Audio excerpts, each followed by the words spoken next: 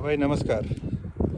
अब गर्मी आवे वाला बा, अभी भी पूरा आयल नहीं खे, तो अब धीरे धीरे अब मोटरसाइकिल बाहर निकाले के समय हो गया बा।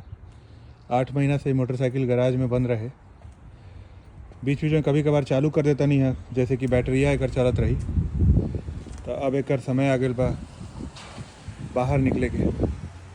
देखा तनी ऑन करके,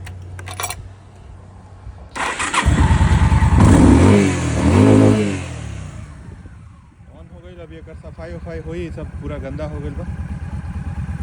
सफाई करके अब फिर निकली अब बाहर अपन रास्ता पर। ऐसे भी एजा कभी कभी हमने के चलानी तो महीना में 1 बार 2 बार, ज़्यादा ना। चलिए ये दिखाई के रहे, हमारे मोटरसाइकिल के नाम है भीम, इनकर हम नाम रख ले बानी भीम। तो अब भीम जी निकली हैं, 3-4 महीना चली हैं और फिर उसके बाद फिर बंद हो जाएंगी।